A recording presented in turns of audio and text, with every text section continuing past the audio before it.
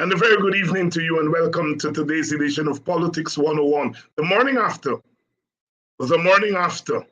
when we came off the air last night, they were raining bullets on Golden Grove. And today, the morning after, we saw all the damage that was done there last night by the police in Golden Grove. Tonight, we'll continue our coverage of what's happening in Golden Grove.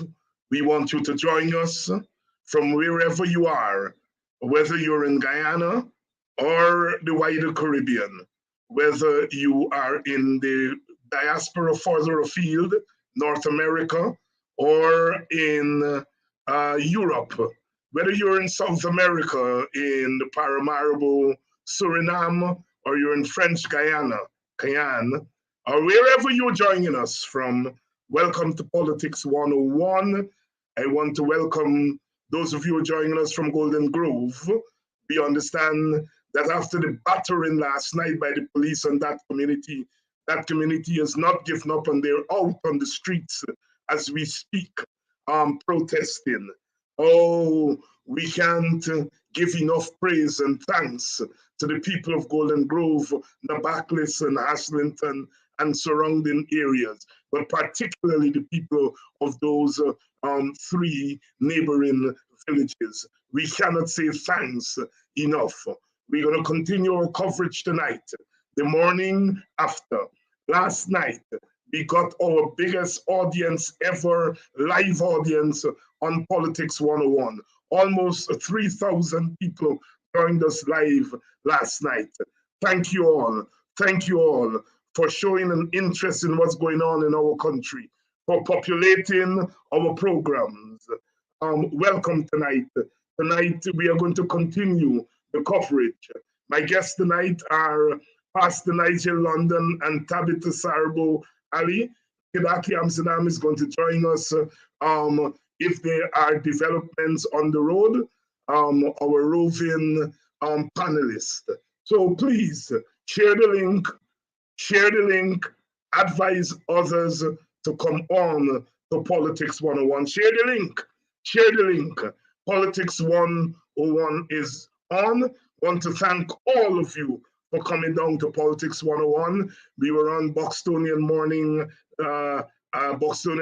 time earlier today, continuing the coverage. And we have made the point.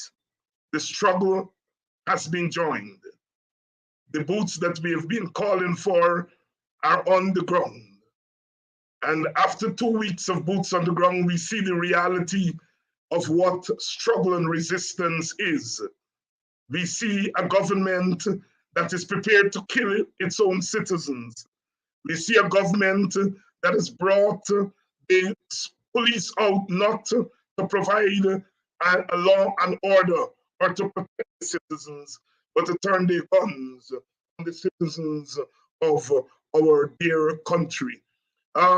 We see the government calling on the soldiers, the army, to come onto the streets.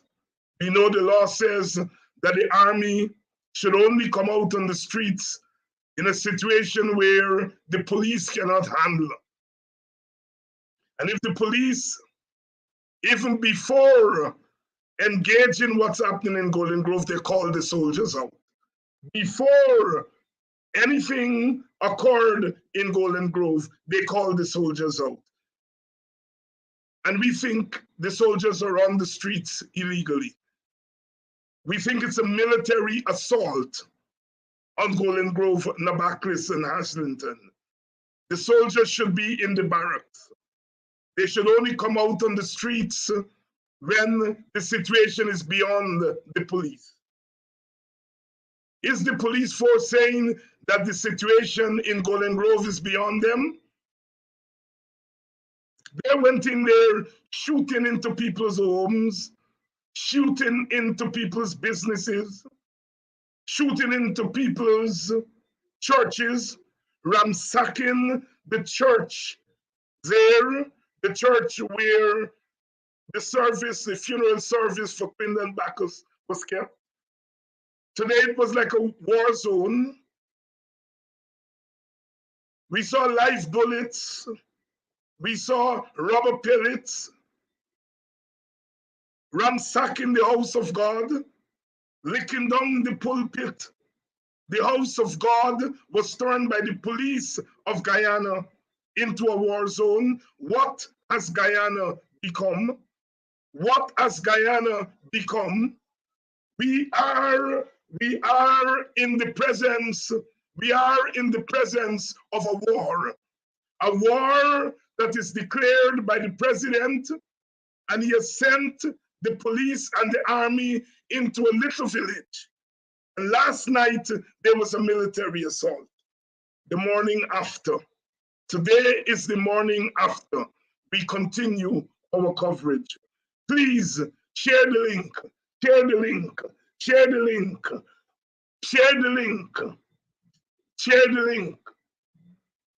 Share the link. Share the link. We're going to have tonight Nigel London and Tabitha Sarabo. They're going to be on tonight. Share the link. We want a full house tonight. The morning after the military assault on Golden Grove. That's what we are talking about tonight.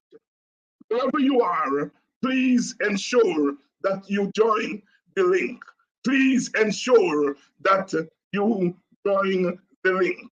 Please ensure that you share the link, and that you join us here on Politics 101.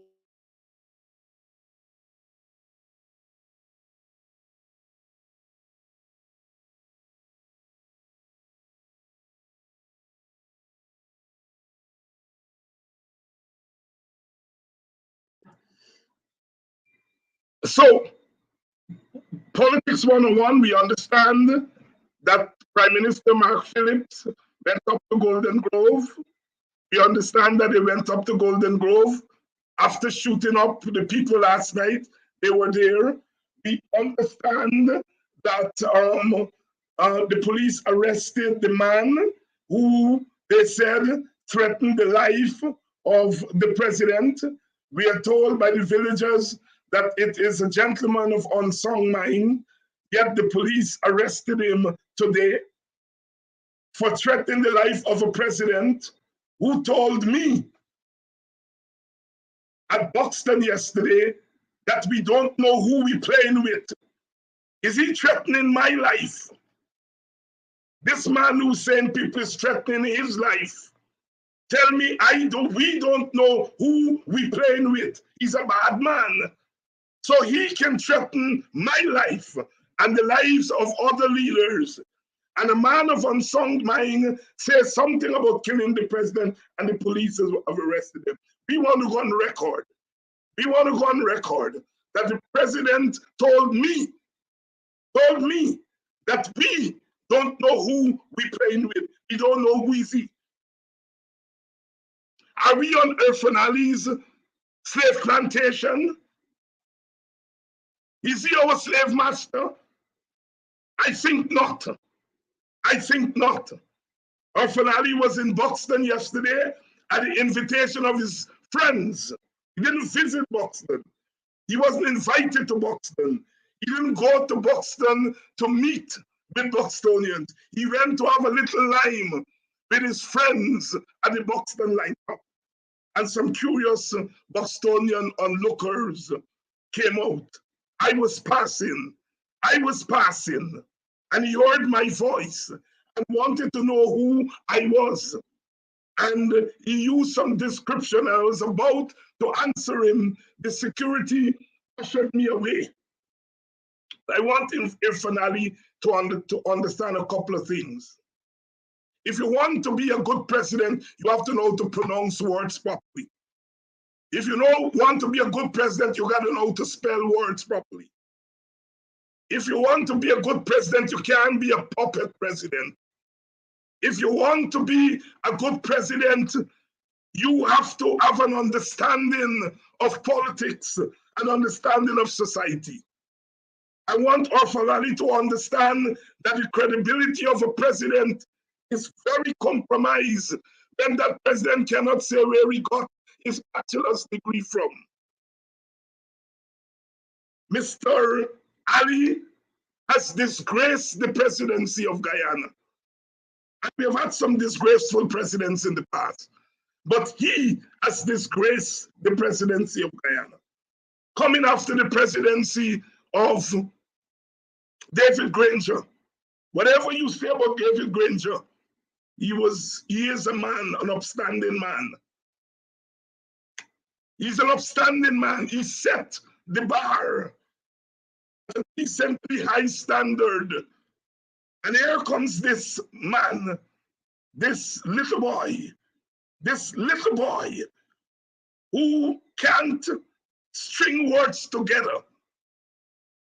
And that little nasty little boy has disgraced the presidency of Guyana. Under that boy's presidency, we have had the murders of black men, the police murdering black men like flies. That little boy, that puffy little boy, has sent black men to kill black men. That little boy is taking Guyana's money and sharing it around to his friends like it come out of his porcelain tin. That little boy, that little nothing boy, that little short-tailed boy calling himself president is not fit to be the president of Guyana. And I want to say tonight, we should lose all respect for that boy. All respect. I have never had cause to attack the person who owes the presidency in this way. I've criticized presidents, including Jack Dio and Ramutar and others. But this little boy, this nasty, short-tailed little boy, has no place at the helm of our government. As of today, we shun him. As of today, we shun him. He's not our leader or our president. His behavior, the lined up in Buxton, disgraced the presidency. That little short-tailed, nasty little boy.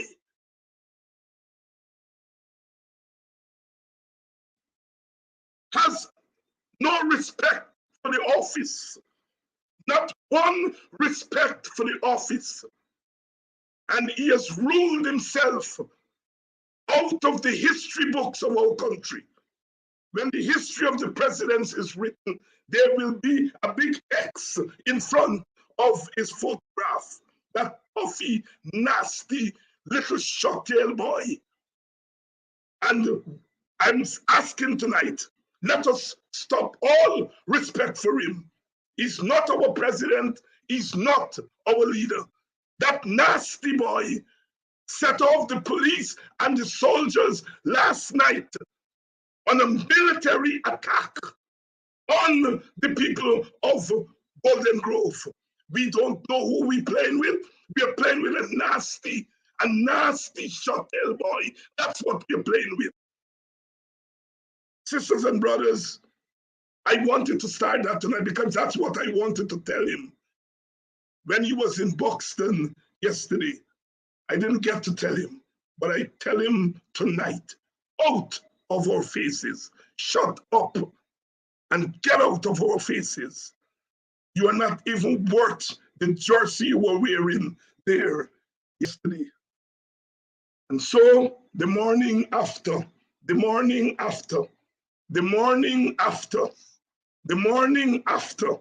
we're dealing with the morning after tonight. We are dealing with the morning after the military assault on our people in Golden Grove, Navaclis. Sisters and brothers, they've declared war on us.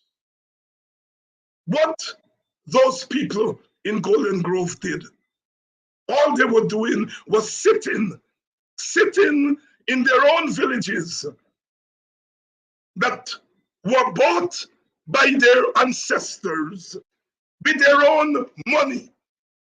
And what we have is that nasty little boy, that puffy, nasty little boy, sending the soldiers and the army there to attack those people. Irfan Ali has the blood of the people of Golden Grove, Nabaklik, and Aslington on his hand.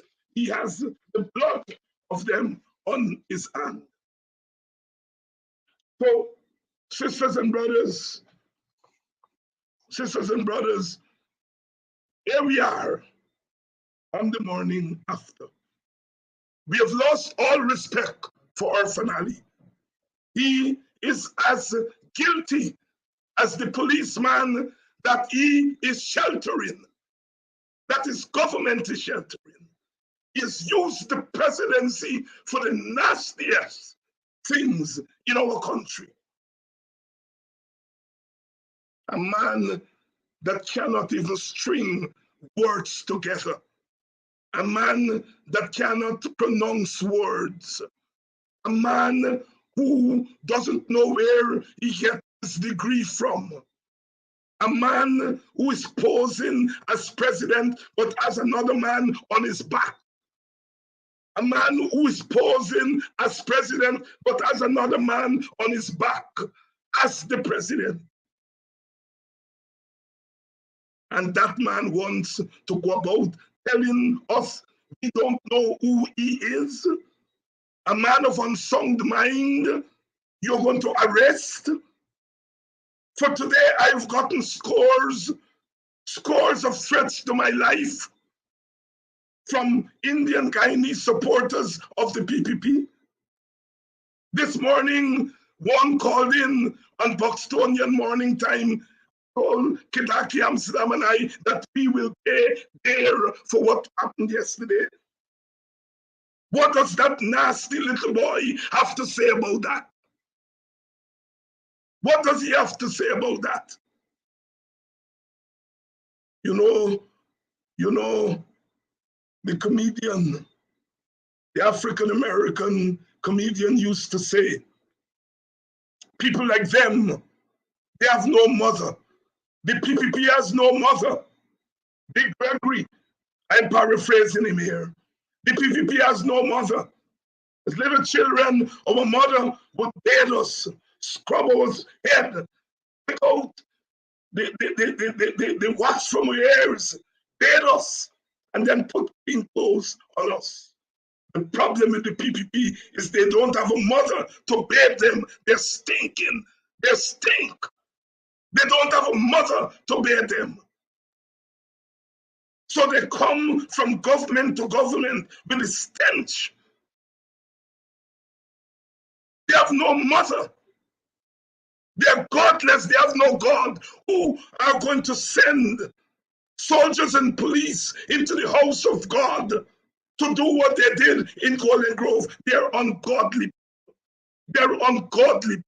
They're stink, nasty, and ungodly. They don't have a mother to bathe them. And they will never have a mother to bathe them because no mother would want to own a dirty, stinking child like the PP government. There comes a time when we've got to speak frankly. We've got to speak frankly. We've got to speak frankly. You see them on one side of the road, run for the other side of the road. They're untouchables. Those people, that government. How can you sit there and go to Monrepos and put your arm around those people and tell them you will compensate them for their stands, compensate them for their vegetables? So far, so good. But you can't go to Golden Grove, talk to them about compensating them for the loss of a life. The stalls at Monrepos are have more value than a life. No one wants to deny people a living.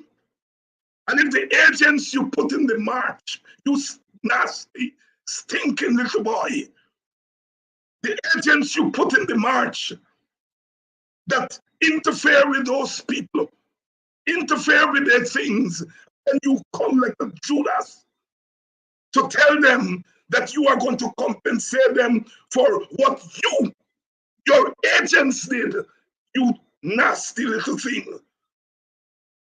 And so I'm not backing down.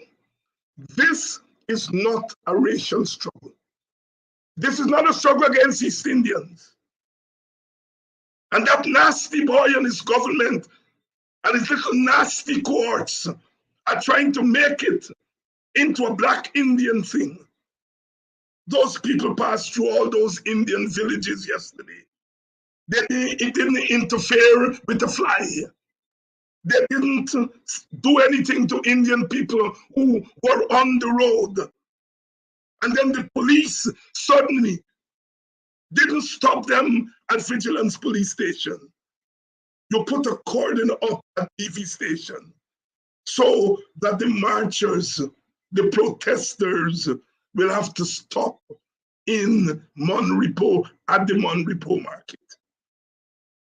And then you set your nasty people like you to carry out that nastiness. And then you come like a Judas as if you have nothing to do with it. Your government is a rogue government, Mr. Erfanali. Your government is the worst government that Guyana's ever had, including the colonial government. You're worse than the colonials. And you, Mr. Ali, you are not deserving of being the president. Come tell us about Mr. Sue. Come tell us about the parallel government that is running from Ogu. Come tell us about the one you are running from Lenora. Come tell us about that, you nasty little boy.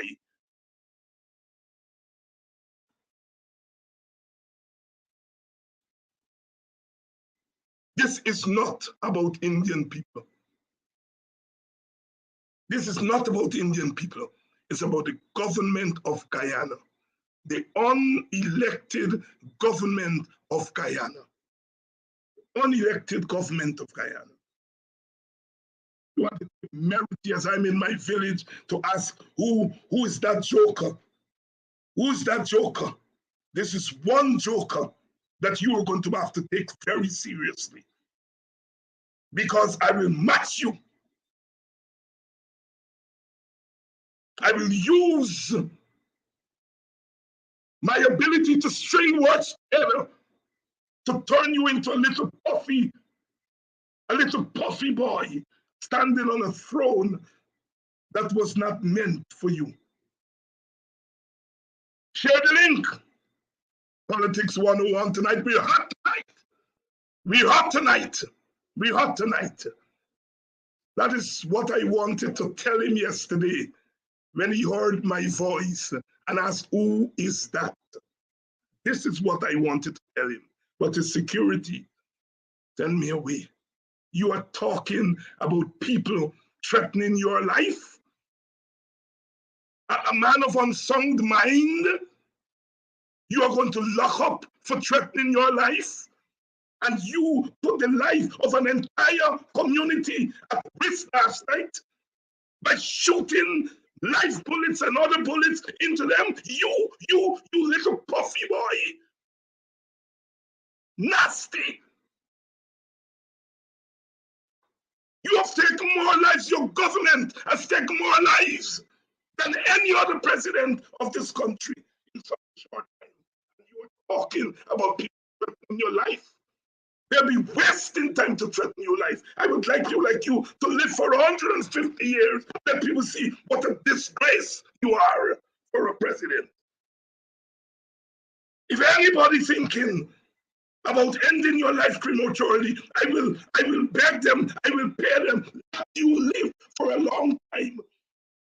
That the world will see what a piece of dirt You are orphan alley. All right. So let's talk business tonight, the morning after. The morning after. I'm going to bring my guests in and we're going to start our conversation. Mr. Nigel London, good evening, my brother. Good evening to your viewers and to all who are joining us. Thank you. Good evening. I understand Tabitha Sarabo. Somebody saying I have Tabitha London on the screen. My apologies. I don't want you all to go tell orphan what I spent the last 50 minutes saying about you. Right? Tabitha, let me start with you. You've been on the ground on the East Coast all day today. Bring us up to date on what you've seen, what you've done, what the situation is there in Golden Grove. Good evening to you. Good evening to Nigel. Nice to be with you again. Good evening to your viewers.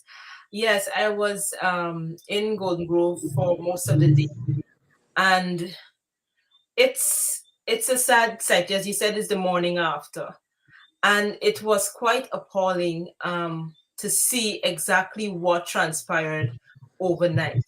We got live feeds during yesterday as to what was happening on the road and the protest, but apparently what they did was they waited until dark came, turned off the lights, and it was a war zone in Golden Grove overnight.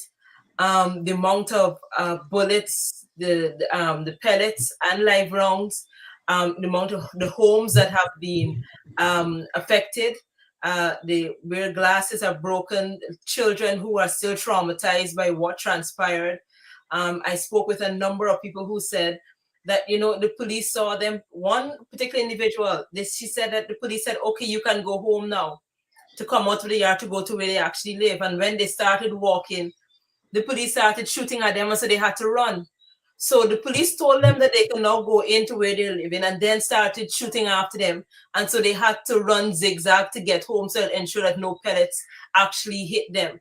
So there was a church that was completely ransacked. I'm like, why would you need to do that to a church? And this is not on the front road. They went into the village. So I was trying to figure out what exactly was the order. Was the order to clear the road, or was the order to terrorize the village for the entire night so that they would think twice before they go and protest on the road again? It seemed as if the second thing was the actual order, because they were in the first, second, 3-4 streets in. Houses had pellets, houses were attacked, children were screaming all night and traumatized. Today, one young lady said she had to take her son to school, sit with them so they can do the exam, because they were so terrified, and the teacher allowed her to sit with her son so she can do the exam and then leave. That is how terrifying the night was. So it was horrendous. But they're still very strong, and they said they're not going to stop until they get justice. So that's where we are this afternoon. When I left, they were still protesting. They were doing with their placards, protesting for justice for the young man. We understand that some young men were passed through the court this morning. What were they charged for? We understand they're on bail.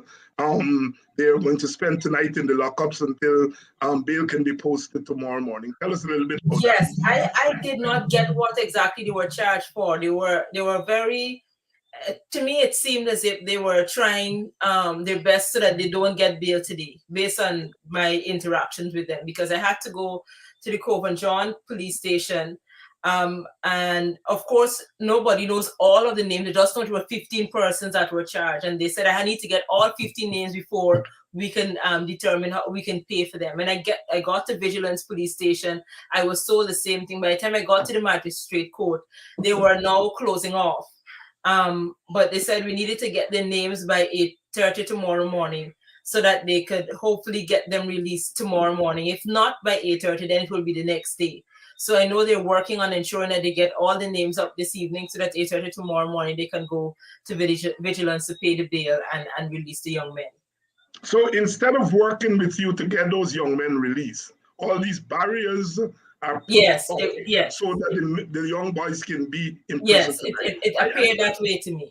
Yeah. Look, I want you all in the audience to really take note of what's going on.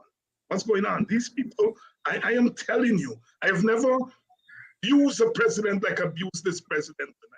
And abuse him because he's talking nonsense about people don't know who he is. And he is sitting on the seat of the presidency while this military assault on a small community traumatized that community, traumatizing that community. Pastor, let me bring you in here. As you sat in Linden, you're sitting in a community that went through the same kind of trauma 10 years ago. What were your thoughts as you look as those beautiful people yesterday standing up for justice, and then the police and army waiting until nightfall and beginning to shoot at them? Beautiful people. What's your thoughts? Thank you again for having me here, and of course to Sally, thank you very much for sharing the moment with me. As you rightly said, Dr. Hinds, I recall in 2012 what we've dealt with. And I was saying to someone early in the afternoon, while it was still bright, because of the experience, I said, what they will do is, they're not going to do anything much to the people now, because we had the experience here, and we had a repeat of it, or an attempted repeat of it, when persons were at the bridge during the Frank Anthony issue, when they were locking us and so on, and doctors out of the hospital, and the bridge was blocked. They waited for it to be dark. And I said to people, they would wait for it to be dark because, one, you'd be unable to identify clearly who did what. We don't have camera lights and so on to capture police officers' faces.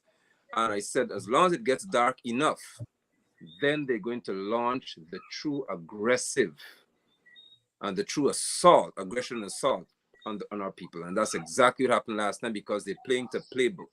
They are not going to attack people as in such a destructive and aggressive manner while it's bright. I also took note of the fact that Irfan Ali was on the ground in Buxton when it was bright. And he was talking to people and speaking to how much he wanted things to work.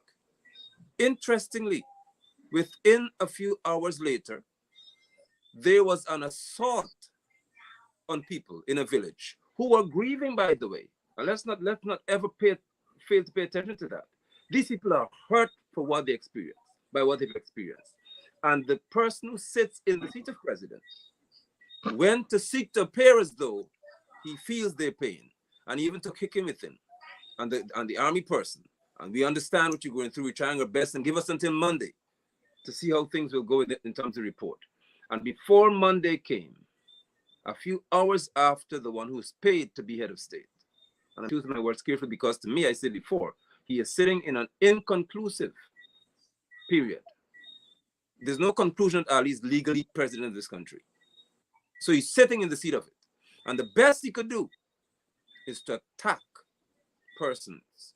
And I must hasten to remind people that I saw a little schoolboy of primary school age bleeding from a bullet in his face while he was on his way from school. And Priya Manik Chan is yet to say, as far as I'm aware, one word as the Minister of Education about this situation. So what one gun are we talking about? Is it okay for policemen to shoot so crazily that they hit a schoolboy in this country? And Ali hasn't gone live yet either. He went live yesterday morning. I sat and watched him, and I did a broadcast about that in response to him, because he's ill-informed or misinformed. Nobody's under close arrest. The man is under open arrest. So he's free to walk around anywhere he wants to go in Ivleary and do whatever it is just within the confines of that compound.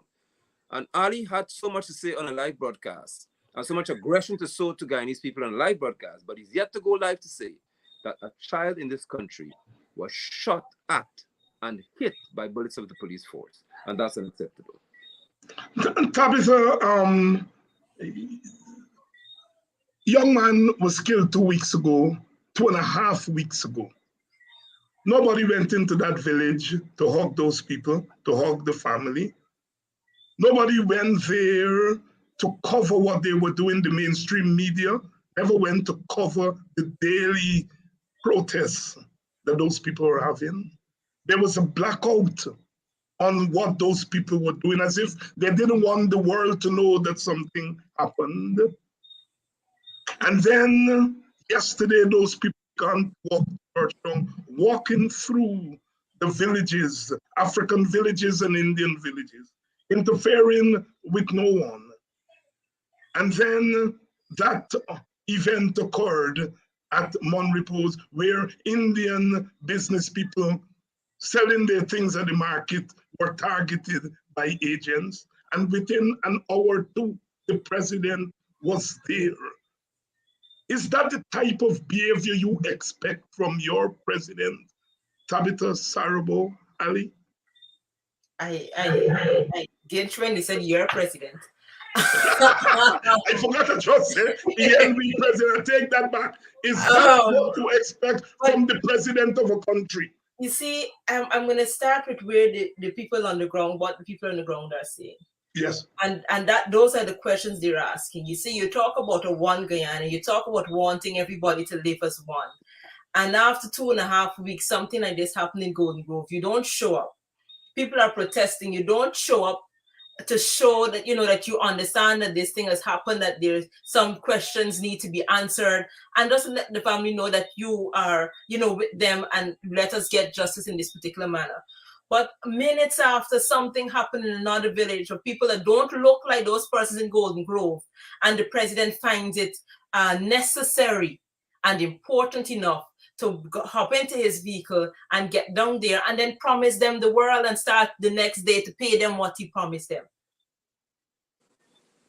And then you wonder why it is that people feel as if things are not right in Guyana, why it is people feel offended, they feel discriminated against, they feel victimized, they feel as if this is not a Guyana where everybody is looked at equally, is treated equally, and seem to be deserving of equal respect when situations happen.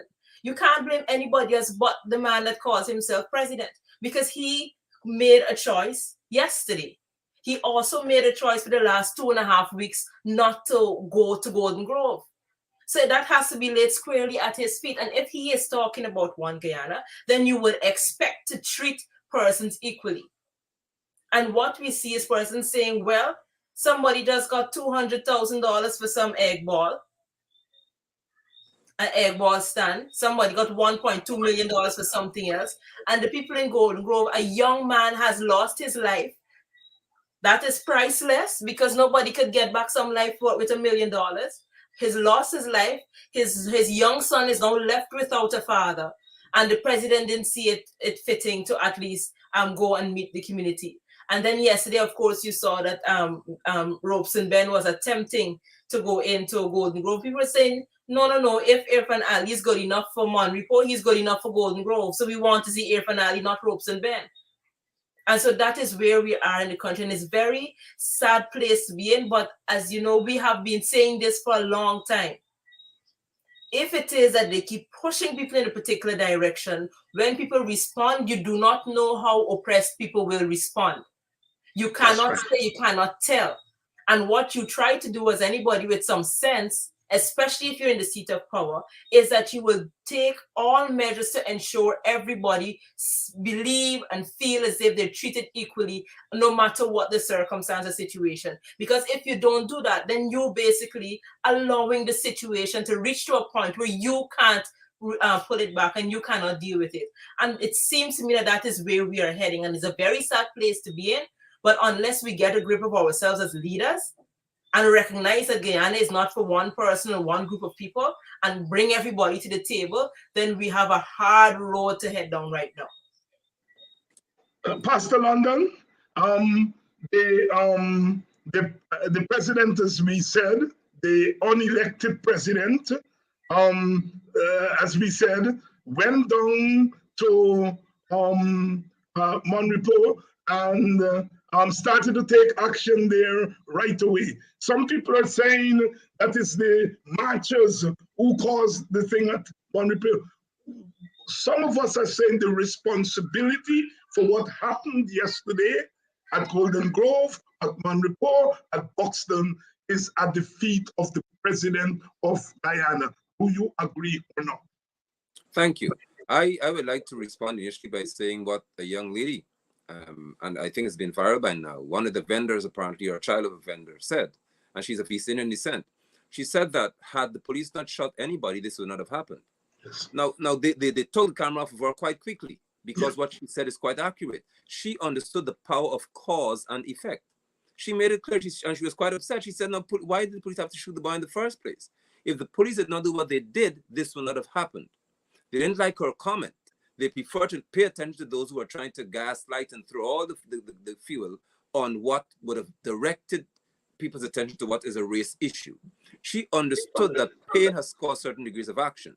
Further to that, I say that if Irfan Ali could have gone yesterday morning to sit in front of a phone or whatever device he used to do a live broadcast, what prevented him from sitting before the said device 2 weeks ago to say that what he saw, because the video footage came out to show school children running in one direction and police officers running in the opposite direction, shooting in the direction of children as well. This is not the first time police shoot in the direction of children here. And Ali saw no reason for him or Priya Manikchand to speak condignly and to condemn that action. He saw no cause to go live. When persons began protesting, Ali saw no reason to address those in Golden Grove. Because as you rightly said, Guyana is not faced with a race issue. We're faced with a class issue. And the power or the danger of having a class issue is that if you are not in their bracket, you are unimportant, your life doesn't matter. So whatever surrounds the circumstances that you face, it doesn't matter. Hence, the school child could have been shot. And Ali wouldn't say anything either. No, he has a son. He has a young son. Does it matter to him that a mother who was going home from, she was a senior reporter at Starbuck News, her child is shot by policemen and he cannot say anything about it or cause Aiken to say something about it? We lay this, or I lay this squarely at the feet of Irfan Ali, because a president of a country wouldn't behave the way he does. He sits in the seat of president, but a president, a true statesman, would never react as though this is of no consequence, it has no significance, but he can go to Monrepo and talk about don't let what they want to happen. So how can you have one Guyana Irfan Ali, because I know you're onto these programs, how can you have one Guyana with you addressing people in Monrepo as don't let what they want happen? Who they? They're who? You're making this about ethnicity here, when you know it's not about that. Because if you care about people, then you prevent in the first place anyone from getting to Monrepo Market. Why would you allow a person to pass through so many villages? And there's no law enforcement to protect the vulnerable in reference to vendors, if you see them as vulnerable. You can have the army intercepting those of African descent mainly and poised to kill them. But you can't have police officers positioned along the road to see that there's an angry group of people walking here. We don't know what they're likely to do, so we're going to flank them. Because the people are not throwing any missiles at that time, they were simply putting things on the road, as was done in Bass Settlement and other villages. Yes. For votes. And you call that defending democracy. But you couldn't see the need, as leader of a country, to say to Robeson Ben, get the police force to line the streets and just guide these people as they walk. Let us see what they're going to do. And if they decide to behave in a manner that's violent, we are already on the ground prepared to deal with it. Ali did no such thing because he wanted no such thing to happen. It is squarely at his feet. Both of you are church people, staunch church people, I happen to know. You all are worshippers. Tabitha, you were there. You saw in person what they did to that church. Nigel, I am assuming that you would have seen the video. As people, as church people, I want you all to put what happened there in its larger social perspective. Starting with you, Tabitha. You're muted. Sorry about that. When I heard it, I couldn't understand it, because in any society, the church is usually the safe haven. And if somebody goes into a church, it's normally recognized like, okay, they just are trying to protect themselves and so on. It's not a place that you would want to attack. Even in war, when you see a church, you see a hospital, you see those are places that you don't you don't attack. And so that the police saw it fitting to do something like that. I was trying to figure out the minds of those who would go into a village and decide it's okay to attack a church. Like, what exactly is going through your head? Then on top of that, I asked, was anybody in there? Was anybody attacking them from the church? No, the church was locked up. The church was locked up. Nobody was in the church, but they decided they were going to, just in case.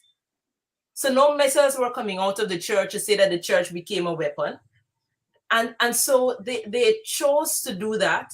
And I am trying to understand the mindset of the persons that were there. Now, what I was eventually told was that there are two sets of police. There are the police that are there during the day, and then there are police that come at night. And they're not the same people. So the persons that are during the day are more amenable, they talk, they laugh, they smile, and so on. They don't appear to be those that would do such things. But then when the night comes and darkness falls, another group comes in. I don't know who they call themselves, but another group comes in that apparently don't have sense and decided they will go through the entire village and just attack whoever it is that they feel shouldn't be on the road. Young women, children, anybody who they get their hand. And somebody was saying to me today that when they were trying to figure out what is happening, they said, well, it's a riot, it's a riot. No, there's no riot going on. The people are in their villages, at their doorsteps, on their steps, and it's a riot going on in the night that you need to attack persons and attack a church. So I can honestly say that I was alarmed by that. I was very alarmed by that because I'm like, okay, so if you're going to attack a church where nothing was happening at, what wouldn't you do? So that was my question. What would you not do? Because to me, that is the height of it. Pastor London? Well, given what scripture states, and since we are dealing with church matter, the scripture says that we are living stones. And I would go not too deep here in reference to it, but I have to.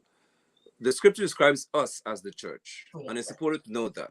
Yes. There was an attack on the church last night, not just the building. What the message was sent was not to the building, it was to the church. First, the people. The building was damaged because the message had to be sent to the church. To the church. And the church or consisting of individuals who are not as wealthy, some of them are far less fortunate than others, they received a direct message that wherever you go to worship is of no importance to us because you are of no importance to us. The church received a glaring message, the church, the people, that where you gather to fellowship and share your faith and strength and probably even seek to pray for Golden Grove, we shall attack it because we were going to attack you. And the message has been received quite clearly. If it's a church where the funeral is being held, I think that's where it happened. Yes, that was the church where the funeral is held. That young man actually submits to me and sees me as what he calls a father in the faith. And he is known. And so it is a very, very strategic attack. And where the memory of Quindon Bacchus would be in reference to where he was funeralized, that location, instead of being deemed to some extent worthy of protection and regard, under this administration, it experienced an onslaught because a message had to be given to the church. The church is predominantly African, those of African descent. Irfan Ali is Islam, or Islamic, he should be, Muslim. I dare say on this broadcast, he is nothing close to being Muslim. Really nothing remotely close to it.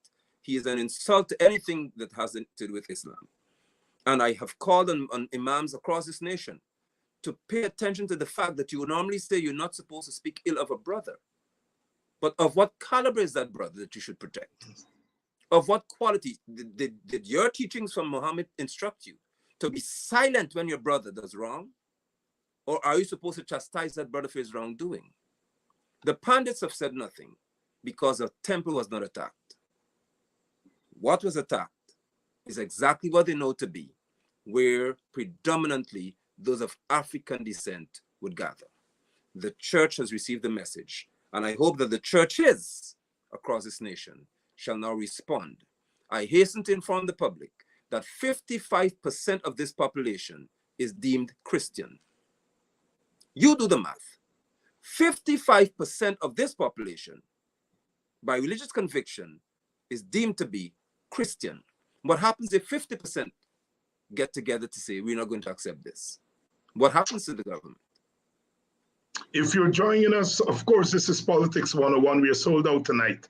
200%. 200%. Last night we got up to 300%.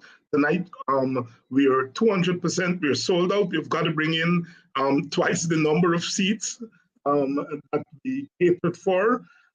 We are sold out tonight. It's the morning after. We are talking about what's happening. Tomorrow night, we're going to continue this coverage.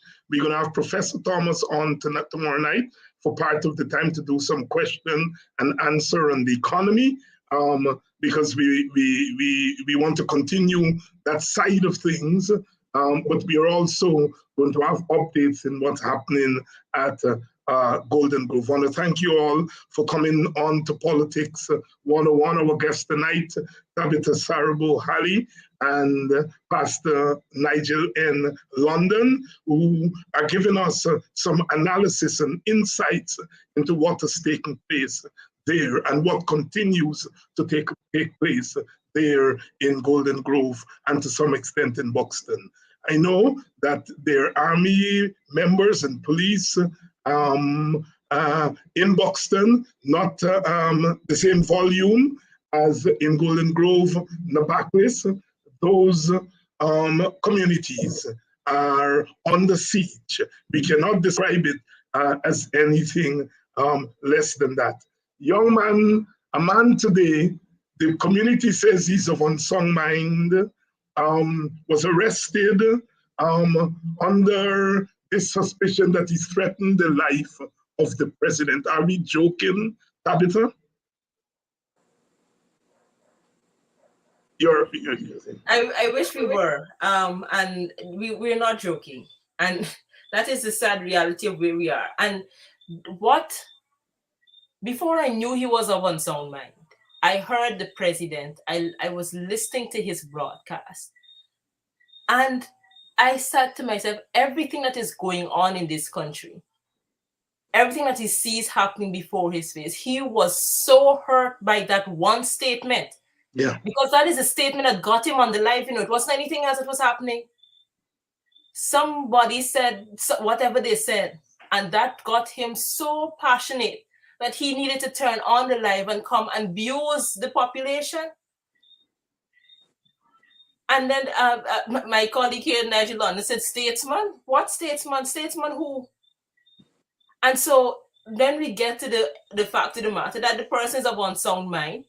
And so the president of the Cooperative Republic of Guyana went on a live to abuse somebody of unsound mind because of what he was called. How many persons that are supporters of the PPP have spoken to David Granger and called him all manner of things? Yes. All manner of things. But there was nothing wrong with that. But somebody of unsound mind said one thing on one clipping one time, and all hell breaks loose in the PPP scam. I don't understand that. My thing is, what exactly are we?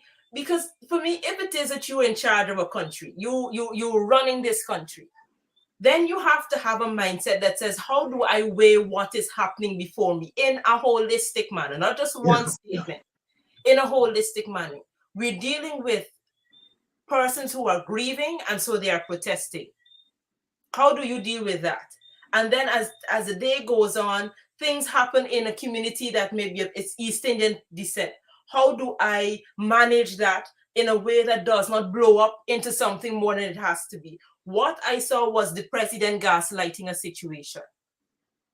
That is what I saw. I saw someone deciding that, okay, this thing has happened. I'm also questioning whether or not it was intentional. Because as I said before, the police were just on the side. There was no police around, and you saw this protest coming down.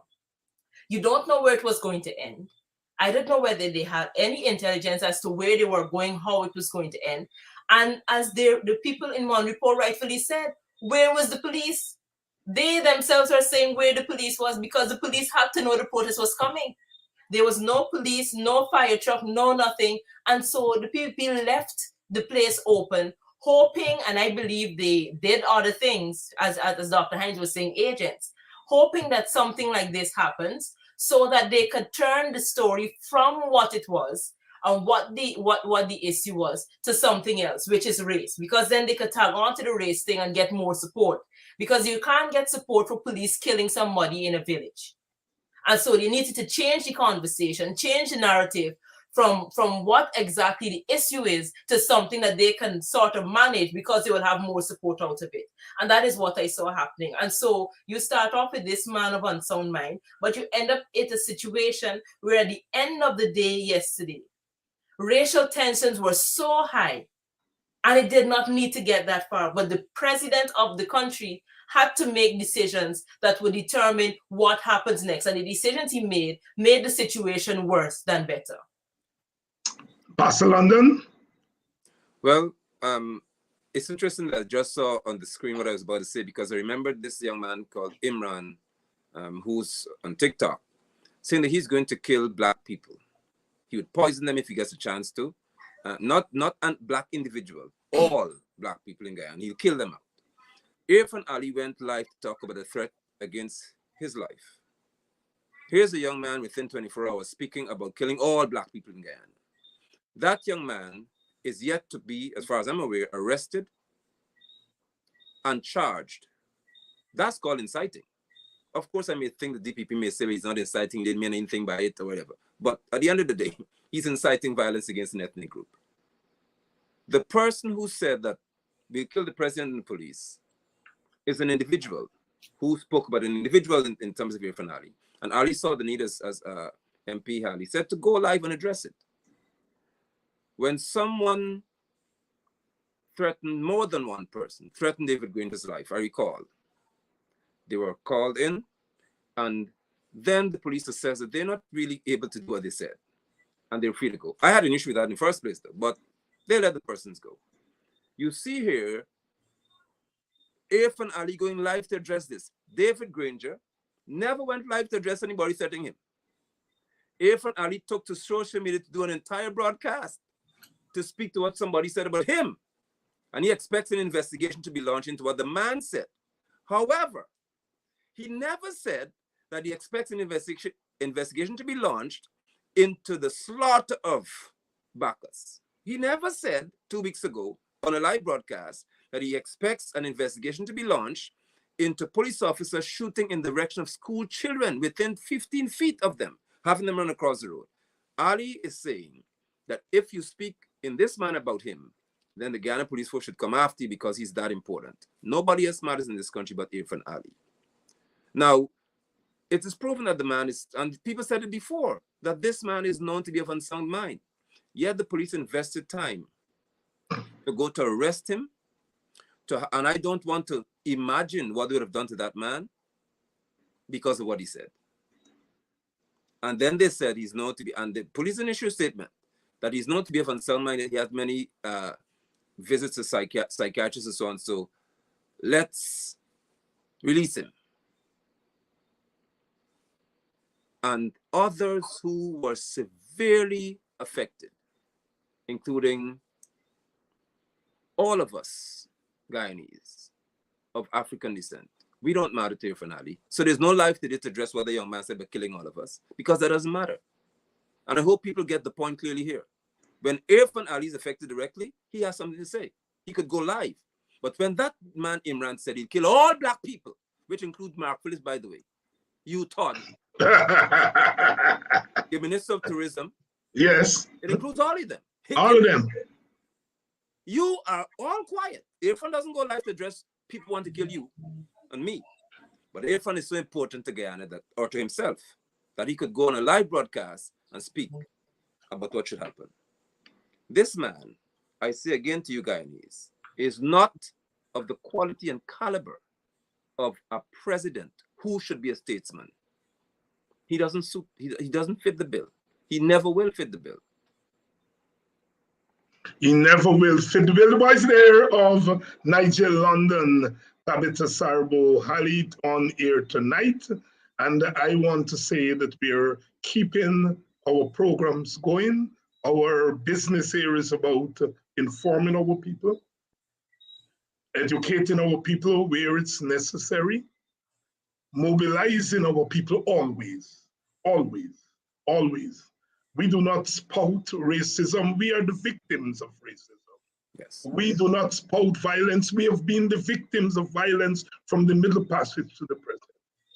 And those people of Golden Grove, Nabaklis and Haslington, they've acted in the true tradition of their ancestors, in the true tradition of what is beautiful about the African Guyanese history and culture.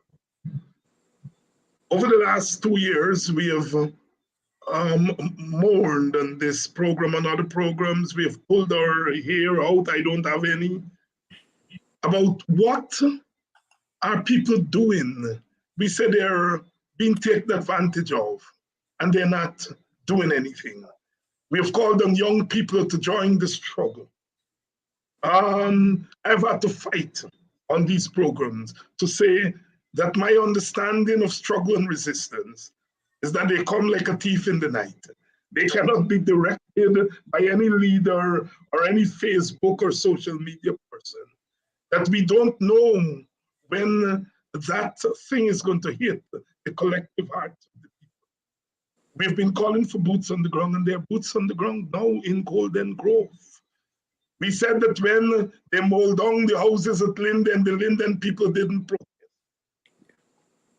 We throw our hands in the air, but now the people of Golden Grove, Nabaklis and Haslington, they've shown us the way. And I've gone to that village several times, not to direct them. And I want to say thanks to them for inviting me and for the warmth that they have shown at us. They know who I am, they know the political party that I belong, they know the program. I'm amazed at the political knowledge that is on the ground. Sometimes when we see the comments on these programs, we see the comments of 40, 50 people. But tonight we have over 2,300 people on this live. It means that there are 2,250 people who are on air and we don't know who they are. And as I walked through that funeral, I was so moved that young people, and I can tell you, and Tabitha, I'm going to bring you in here, because over 75%, I would average, of the crowds that are out there, that were at the funeral, that were there yesterday, were young people in their 20s and their teens. They weren't just young women, they were young men. And you can feel it. You can see it in their eyes. They know what's happening. They know that they're being beaten down. And I just want to salute them, because they've taken a beating these 2 years from a lot of our own supporters who say, what that people do. They might take blows, they not do nothing. But there in Golden Grove were those young people taking the lead. Young people in their 20s. I was so moved almost to tears when I saw those young people and how determined they were, showing a sense and understanding that they were under attack. Tabitha Sarabo, the issue of young people leading that movement there in Golden Grove. Thank you. Let me start by saying that, first of all, Quentin Bacchus was a young man. There we go. Right? And so that would have impacted his peers. What happened to him would have impacted his peers, and it happened in his village. It was an outside thing. This happened in his village. And so there was going to be a response. The kind of response we did not know, because it also had to be determined by how the police would have dealt with the man, the matter. But after my interaction, and I understand it, because young people are ready to act. They want to act, and they're always ready to act. But the case is that they recognize that sometimes the older folks are not quite where they are, and so they hold back until the older folks are ready, so to speak. Because they would come and they would tell me sometimes, when you're ready, let me know. Because you all ain't ready yet. Whenever you're all ready, you're going to come and I'm going to be there. And I think what we saw happening in Gold Grove was a combination of a number of things coming together. One, it was a young man that was shot. Right. Two, it was a case of this police, and young people generally have an issue with police. If you know, because the police normally treat young Black men in a particular way across the world, not just in Guyana. Yes. And so that had an impact on young men in that community. And the fact that nothing has come out of it so far, and the people are saying on the ground level, we've had enough. And so I think the combination of all of those things came together, and the people were ready.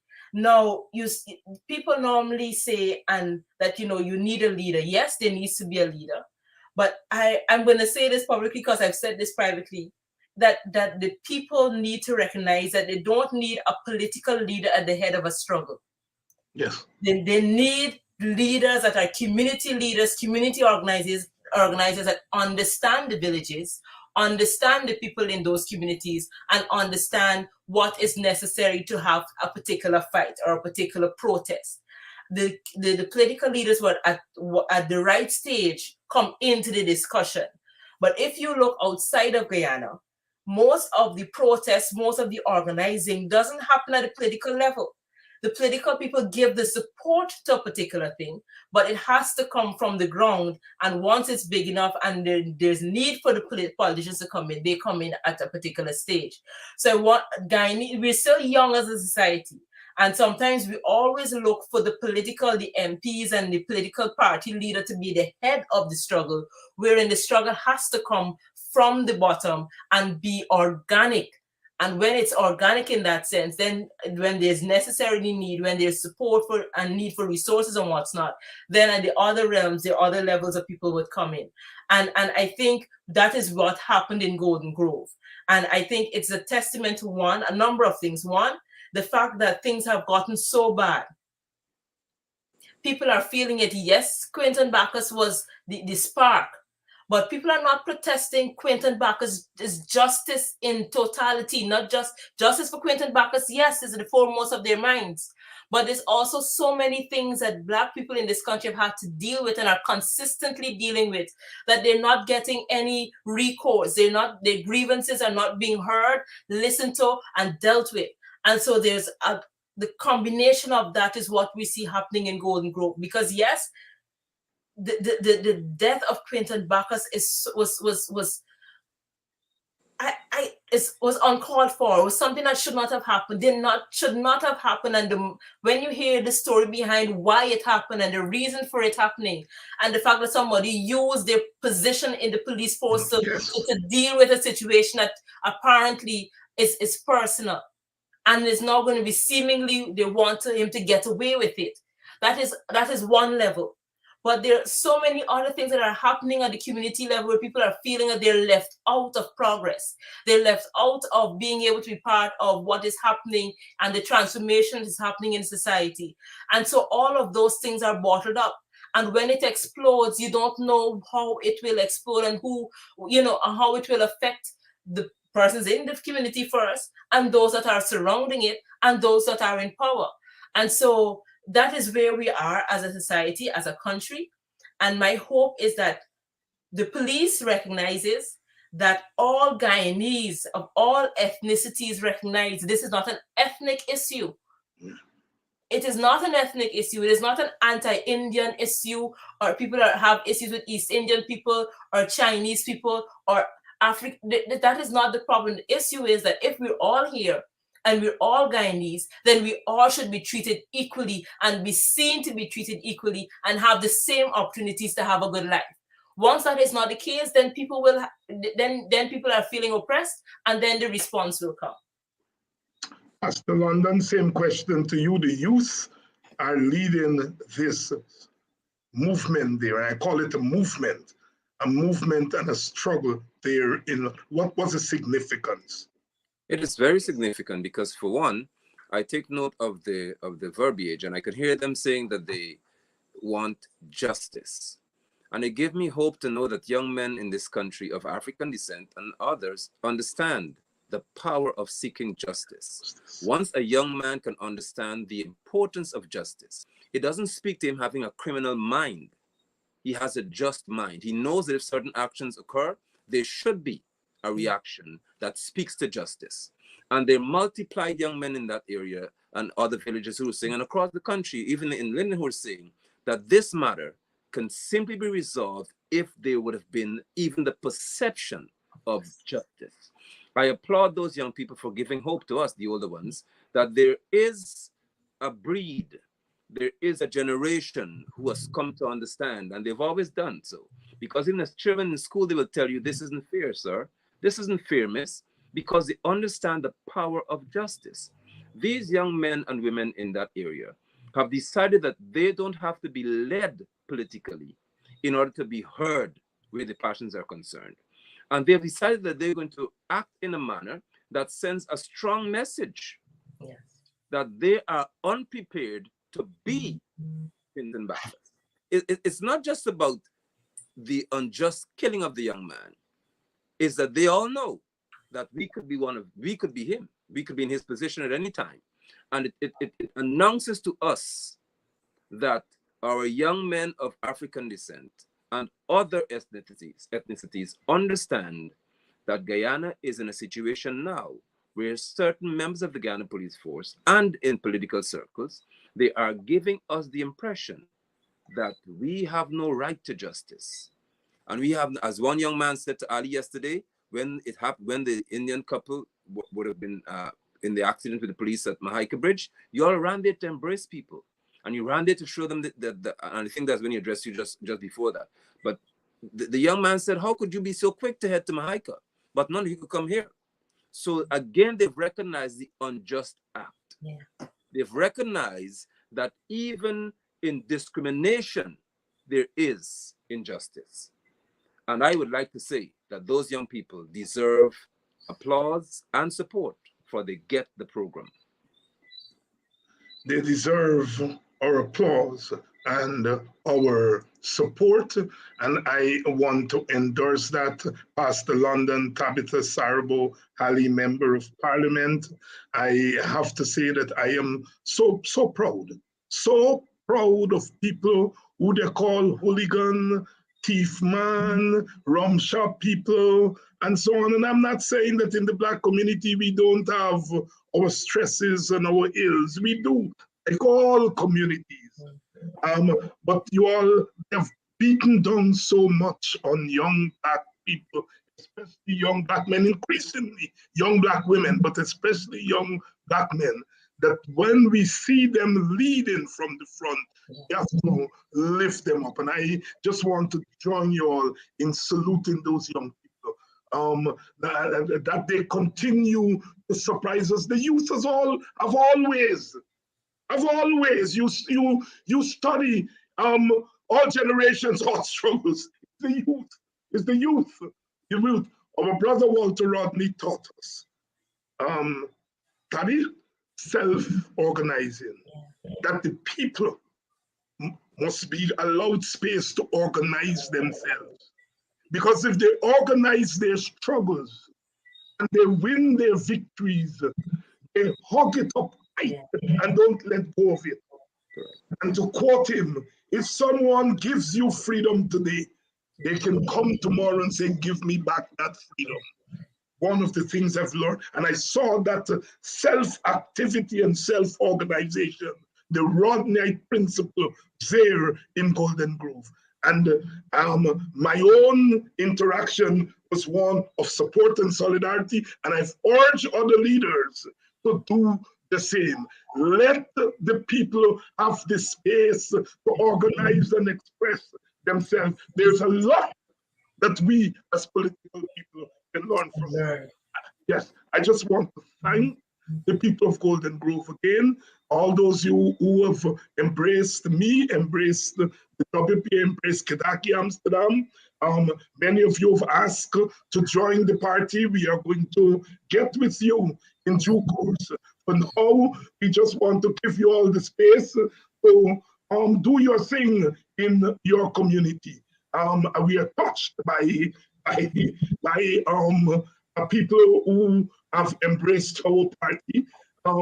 This morning, you all started a WPA, what you all call a WPA struggle fund, and many of you have contributed to it, so that when we are going into the communities, we got something to walk with. And that is the kind of self-activity that we're talking about. Many of you are far away from the struggle overseas and so on, and you're recognizing that people can contribute in the struggle wherever there is. Tomorrow night, we're going to have Professor Clive Thomas. We're going to do a question and answer with him. So we're not going to have a big presentation by him. Come with your questions on oil and gas.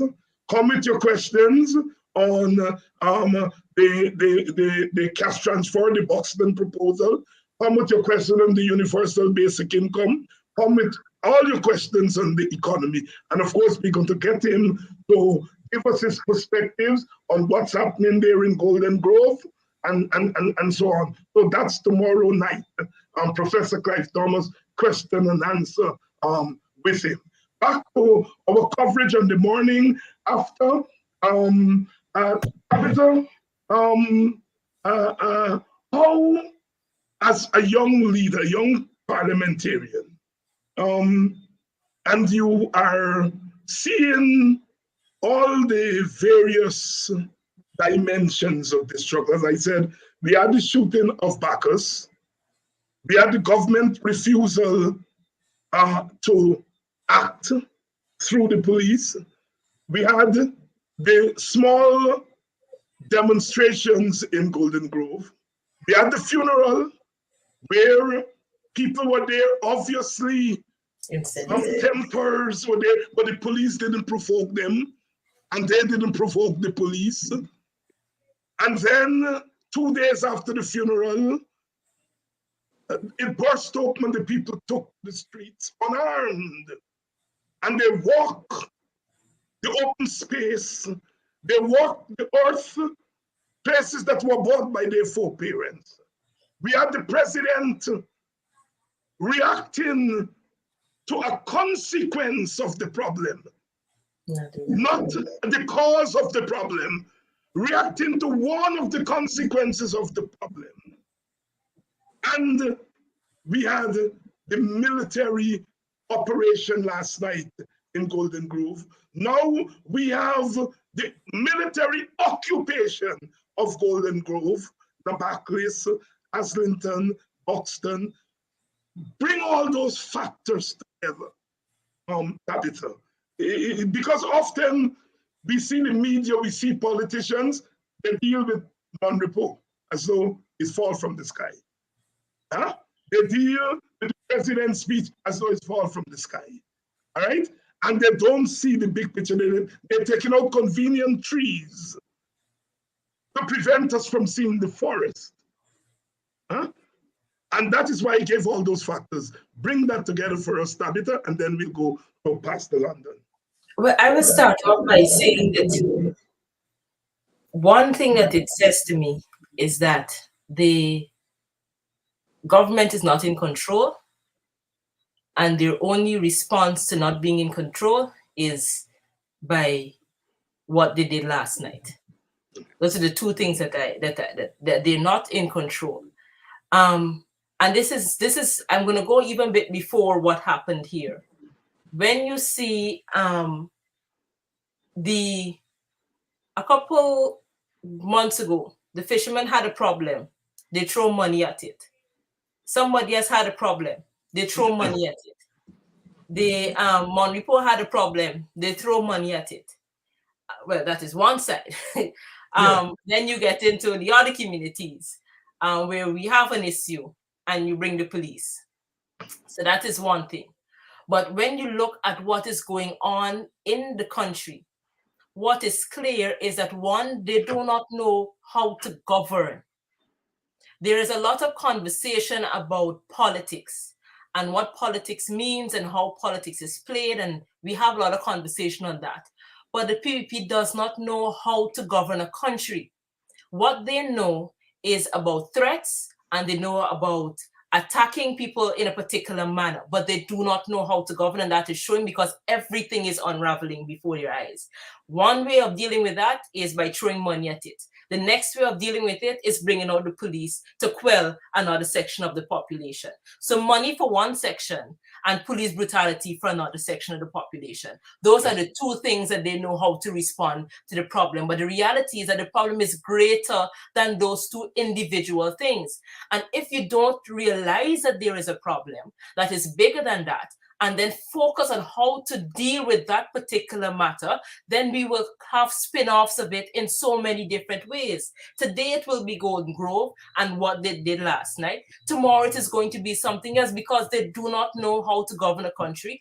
Or let me take that back. They know how to govern the country in their own interest. And so because their interest is not in the people, all of these things will have ripple effects and it will affect each and every community. It will affect the African community in a particular way. It will affect the East Indian community in a particular way. It will affect the other, the indigenous community in a particular way. But all the communities are going to be negatively affected because they do not know how to govern.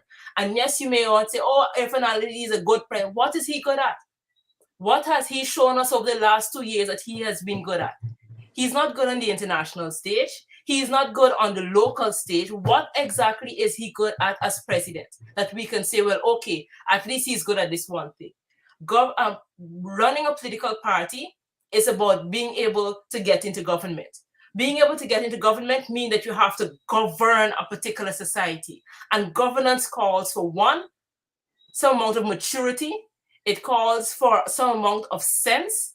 It calls for some amount of being able to understand the people and what the people's needs are, not what their wants are, but what is needed for the society to progress and to move forward together, not a one Guyana thing that he is talking about. And what I see there is an obvious sense that they have one interest, and that is themselves, and no interest in truly governing a society that has so many issues that are going to flow over and is going to impact each other if they don't deal with it. And one way of dealing with it is recognizing that you cannot run the country on your own. Guyana is not a society that any one person can run on its own. And if they don't realize that and bring everybody to the table very soon, there will be a lot of questions and very little answers. Brother, Pastor, Nigel, London, bring the pieces together. Thank you. When I examine the number of events that have transpired in this nation since March of 2020 or before that, I hasten to inform Guyanese that, or to remind you, that for the first time in our history that I'm aware of, a party sought external influence in reference to the PPP hiring Mercury to approach external forces in the person of US senators and lawmakers and so on. Before an election was held, they approached external forces to have a direct impact on how our elections would play out. I saw that as being treasonous. And I go there for a reason. Before any elections were held, it was put on the table that the PPP Civic Administration, or the group then, would have been prepared to cause Guyana to be put on an international scene as a group that's worthy of being controlled based on promises made or deals made. So once March 2nd came, they had to be caused to fight as much as they could, to keep promises made, and Mercury's engine kicked into perfection. And these people caused external forces to bring destabilization to this nation. As a result of that, And on the heels of that, unfortunately so, we were struck by COVID-19, and it exposed racism and classism in the PPP Civic. In a period where we should have been most united as a people, we saw, for example, that in Linden, Region 10, based on our ethnicity, we were not allowed to enter hospitals. Doctors and nurses were allowed to be shut out of gates, while in other places, they were allowed to enter. So the pieces are coming together perfectly to prove that an administration that is cursed by racism and classism, you are bound to fail. And unfortunately for the PPP Civic, you are suffering from both. You are racist inherently at the top tier of your leadership, and you have an elitist mentality where you do not have regard for even your own people who do not have the money that you do. So when this young man, when Boston was shot, if an Ali saw no need to do live broadcast, he actually said that he doesn't comment on things that are ongoing because he saw no cause to talk. The people in Dartmouth were so upset, and Ali saw no cause to give voice to that situation because it was unimportant to him. So now with Bacchus, he didn't see a reason to speak either. The pieces are coming together, and we are seeing that we're seeing the proof that these people are elitists in their mentality. How do I know that? When a man looks upon another and thinks he's poor, the first thing you think that he deserves to give is some handout. He say, you're a bother to me, so I can control your response to me by giving you something. And that's exactly who we're being led by in this country. Individuals who believe that they could throw things in faces of others, and it quells any situation. And finally, when it comes to the Africans or those of African descent, because we are being, at this time, led by a racist group of tyrants, the quicker they deal with African descendants harshly, the better they feel. They have no compassion for those of African descent. Irfan Ali, I remind you that you went to the US, and when you went to the UK, you told Boris Johnson about, well, you got the word right this time, about reparations. You got that word right. You have the nerve to go to the UK to hint that you're not racist. So you're calling for reparation for the Africans. But in your own country, you have policemen shooting African little boys. And you don't see anything wrong with that to cause you to come to speak. Because the pieces of the puzzle are coming together, and it all forms one great picture. And that is racism and classism in the PPP Civic Administration. Racism and classism in the PPP Civic Administration. What a wonderful program, as usual, we have had tonight. Tabitha Sarbo and Pastor Nigel London. It's the morning after. The people of Golden Grove are out there protesting. Give our thanks and our blessings to them as they continue the struggle the morning after. And they vowed that they are not stopping until there is justice for young Bacchus. Tabitha, closing thoughts, and then Pastor London. I would like to close on 2 counts. One, to the people of Golden Grove. As I was there with you today, solidarity with you. The struggle is going to be long, because it's Golden Grove. It is Bacchus now, but it's going to be greater than that. As we continue to push for an equal society, for a society where all can feel as if they're part of it and they have a place at the table.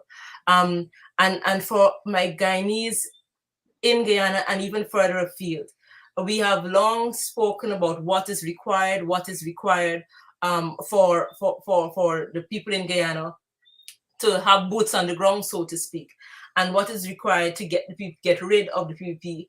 And we will need your support as it is that we move forward. Not the politicians, but the people on the ground who will wage this fight against injustice, against racism.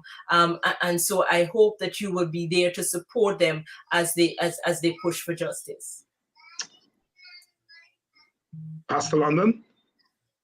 Thank you. To those of you in Golden Grove and on the East Coast, I say to you and across Guyana that this hour is very, very telling, and we have to cautiously approach how we deal with this matter. There should not be any in anyone's mind the thought that you are fighting against an ethnic group of any sort.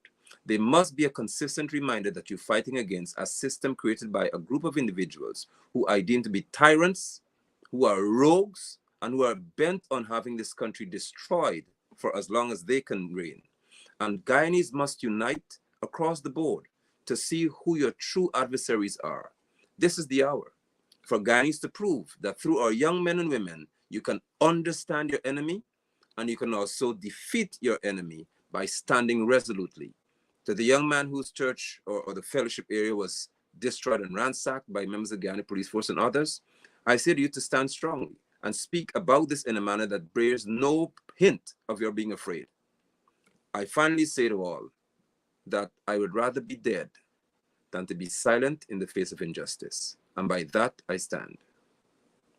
What a profound way to finish off our program tonight. I want to thank you, Sister Tabitha and Brother Nigel, for coming on tonight and contributing to our discussion at this very important hour, this very important juncture in our history. Everything before today, before this incident, and everything after this incident will record what has happened in the last couple of weeks. Thank you all so much. Tomorrow night, we're going to have Professor Thomas on for a question and answer, and we're going to continue our coverage of what's happening there in Golden Grove. Again, I want to salute the people of Golden Grove, Nabaklis, Haslington, on the East Coast, Buxton, Bachelor's Adventure, Paradise, further up, Victoria. Some people were there from Anns Grove. I want to say thanks to you all. Let us stand with ourselves. We are all we have. We are all we have. And we are not going to continue until there's justice for Brother Bacchus and justice for all the brothers who have been killed, and justice for all the people of Guyana, including the Indian people who are perhaps afraid to speak out. We are struggling for you too. Don't be misled. This is not a struggle against Indian people. We have never said that. Who are the people who are shooting up at our Black youngsters? It's Black men. Black men are the ones who are shooting up at our youngsters. And we are going to deal with that problem. It's a problem in our community that we have got to deal with. We have got to deal with it. We have got to confront it. The fact that we have an Indian government who is engaging young Black men to shoot at their mothers and sisters and their brothers and their fathers. It's a problem that we in the Black community have to confront, and we have to deal with. Those boys have to come home to their wives. They have to come home to their mothers and their fathers and their children. And we have to talk to them. We have to talk to them. So this is not a racial issue. This is an issue of a racist government. A racist government. And I understand that some Indians would have voted for that party and created that government, and they would feel that any criticism of that government is a criticism of them. That is not forward thinking, that is backward thinking. You can vote for a party, but you don't have to embrace everything the party does once it gets power.